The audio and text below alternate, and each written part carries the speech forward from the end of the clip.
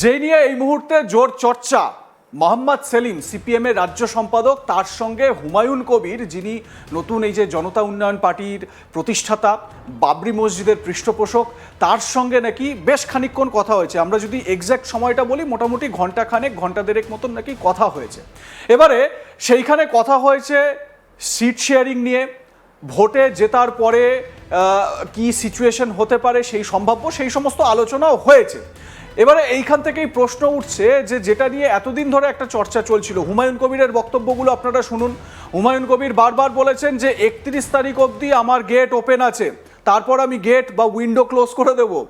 তারপর তিনি বলছেন যে কংগ্রেস, বাম, সিপিএম যেই আমার সঙ্গে কথা বলতে আসুক না কেন 31 তারিখ অবধি। এবারে দেখুন 31 তারিখ সে যে ডেডলাইন, সেই ডেডলাইনের আগেই মোহাম্মদ সেলিম কথা বললেন হুমায়ুন কবিরের সঙ্গে। এবারে ভেতরে কি কথা হয়েছে দুজনের মধ্যে, কি আলোচনা হয়ে থাকতে পারে সম্ভাব্য, সেই বিষয়গুলো নিয়ে আমরা আলোচনা করব। কিন্তু এখান থেকে একটা যে বড় প্রশ্ন উঠে আসে, যে সিপিএম যারা নিজেদের দলীয় মতাদর্শ এই ধর্ম নিরপেক্ষতার মানদণ্ডে ভাবেন, সেই সিপিএম কিভাবে একটি আদ্যপান্ত ধর্মীয় মেরুকরণ বা ধর্মীয় জিগির তোলা একজন ব্যক্তি হুমায়ুন কবির, তার দলের সঙ্গে শুধুমাত্র আসন সমঝোতার নাম করে আলোচনা করতে পারে, এই নিয়েই কিন্তু চর্চা শুরু হয়ে গিয়েছে। আমার সঙ্গে এই মুহূর্তে রয়েছেন আমাদের রাজনৈতিক সংবাদদাতা কৌশিক দাস। কৌশিক দা, স্বাগত তোমাকে আমাদের এই আলোচনায়। এবং এই আলোচনাতে খুব গুরুত্বপূর্ণ হয়ে উঠছে যে মোহাম্মদ সেলিমের সঙ্গে হুমায়ুন কবিরের এই আলোচনা। আমার প্রথম প্রশ্ন তোমাকে, মোহাম্মদ সেলিম তিনি আলোচনা করতেই পারেন, তার কারণ সিপিএম এর এই রাজ্যের তিনিই হচ্ছেন প্রধান রাজ্য সম্পাদক। মোহাম্মদ সেলিমের এই হুমায়ুন কবিরের সঙ্গে আলোচনা করা, তার সঙ্গে কথাবার্তা বলা, পুরো সিপিএম, আমি পুরো লেফটের কথা বাদ দিচ্ছি, সিপিএম পার্টির কি অনুমোদন এতে রয়েছে? তাকে প্রথমেই বলতে হয় মোহাম্মদ সেলিম কালকে হুমায়ুন কবির কি করতে চাইছেন সেটা জানার জন্য হুমায়ুন এর আগে ফোন করেছিল মোহাম্মদ সেলিমকে। হুমায়ুন কবির কি কারণে ফোন করেছিল, হুমায়ুন কবির কি চায়, তার কি বার্তা, তার কি মানসিকতা, তার নমনীয়তা, যাবতীয়টা শোনার জন্য গতকাল সিপিআইএম এর রাজ্য সম্পাদক মোহাম্মদ সেলিম তিনি গিয়েছিলেন এবং সেখানে গিয়ে মূলত দীর্ঘক্ষণ তারা 1-to-1 বৈঠক করেন। এবং মোহাম্মদ সেলিম হুমায়ুন কবিরকে বলে এসেছেন যে গোটা বিষয়টি আমি পার্টির সঙ্গে আলোচনা করব, আমাদের রাজ্য সম্পাদক মণ্ডলীতে আলোচনা হবে, আমাদের দরকার হলে পলিট ব্যুরো এবং কেন্দ্রীয় কমিটিতে সেখানে আলোচনা হবে আসন্ন বিধানসভা নির্বাচনের আগে, কারণ আর 100 দিন পরে নির্বাচন রয়েছে। সেই নির্বাচনে কি হবে বামেদের রাজনৈতিক অবস্থান, সেখানে কি হুমায়ুনের সঙ্গে গাঁটছড়া বাঁধবে? অতীতে আইএসএফ এর সঙ্গে গাঁটছড়া বেঁধে দেখা গিয়েছিল আইএসএফ একটি মাত্র আসন নিয়ে বেরিয়ে গেল, বাম কংগ্রেসের ভাড়ার কিন্তু খুব একটা লাভবান তারা হয়নি। এক্ষেত্রেও হুমায়ুন কবিরের সঙ্গে সিপিআইএম বা বামফ্রন্টের আসন সমঝোতা হলে সেক্ষেত্রে কি হবে সে সিদ্ধান্ত নেবে রাজ্য সম্পাদক মণ্ডলী। হুমায়ুন কবিরের বক্তব্য সবটা একদম মস্তিষ্কে নথিভুক্ত করে রেখেছেন মোহাম্মদ সেলিম। তিনি সেই বক্তব্যটা রাজ্য সম্পাদক মণ্ডলীর বৈঠক বৃহস্পতিবার শুক্রবার আলিমুদ্দিন স্ট্রিটে হয়, সেই বৈঠকে পুরো বিষয়টিকে আলোকপাত করবেন। সেখানে বামফ্রন্ট চেয়ারম্যান বিমান বসু থাকবেন, পার্টির অন্যান্য সদস্যরা থাকবেন, সেই সদস্যদের সামনে বিভিন্ন জেলা প্রতিনিধিরা থাকবেন, পশ্চিমবঙ্গের সবকটি জেলার সিপিআইএম এর প্রতিনিধিরা থাকবেন, তাদের সঙ্গে আলোচনা হবে। তারপরে সিদ্ধান্ত হবে আসন্ন বিধানসভা নির্বাচনে বামফ্রন্ট আসন সমঝোতায় কাদের কাদের সঙ্গে শর্ত সাপেক্ষে আসন সমঝোতা করবে, সেখানে শর্ত কি থাকবে, অবিজেপি, অতৃণমূল বা অবিজেপি বা শুধু অতৃণমূল এরকম কোনো দলের সঙ্গে তারা যাবে কিনা। কিন্তু যেটা প্রশ্ন উঠছে, হুমায়ুন কবির বাবরি মসজিদ যে টোপ দিয়েছেন, সেই বাবরির সুশ্রণীতেই কিন্তু হুমায়ুন কবিরের জনতা উন্নয়ন পার্টি গঠিত হয়েছে।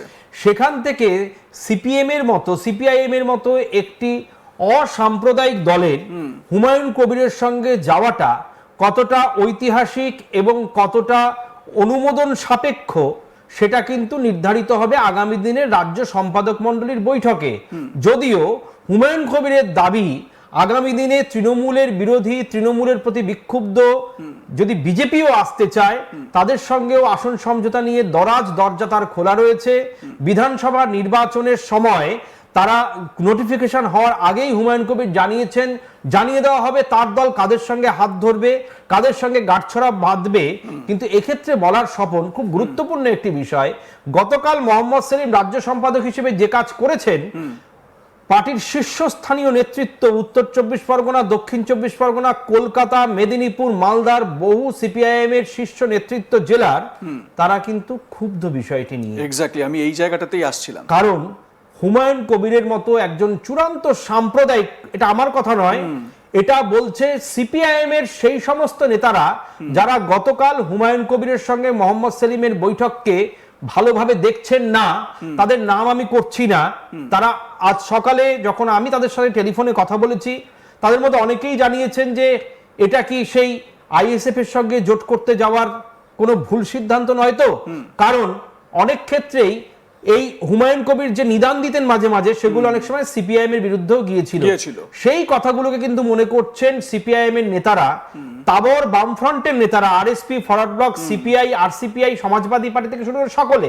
কিন্তু মূল বিষয় হচ্ছে হুমায়ুন কবিরের সঙ্গে এই জোট বার্তা দিতে গিয়ে সিপিআইএম এর আসন্ন বিধানসভা নির্বাচনে কতটা ক্ষতি হলো সেই বিষয়টি মোহাম্মদ সেলিম বিচার করবেন। কিন্তু জেলার নেতৃত্ব তারাও কিন্তু ভালোভাবে এটাকে নিচ্ছেন না, যদিও রাজ্য সম্পাদক মণ্ডলীর বৈঠকে বিষয়টি নিয়ে আলোচনা হবে।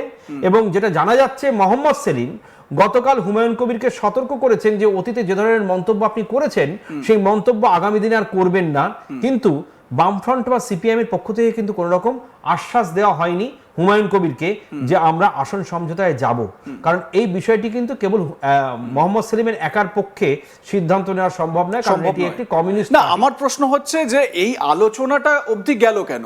প্রসঙ্গত মানে একটা বিষয় তো, এটা তো খুব স্বাভাবিক, হুমায়ুন কবির তার যে রাজনীতিটা এখন চালনা করছেন সেটা পুরোপুরি সাম্প্রদায়িক একটা রাজনীতি। যদিও আমরা দেখছি যে তার সভায় বা তার পার্টিতে হিন্দু মুখও অনেক দেখা যাচ্ছে, উনি একটা সম্প্রীতির বার্তা দেওয়ার চেষ্টা করছেন।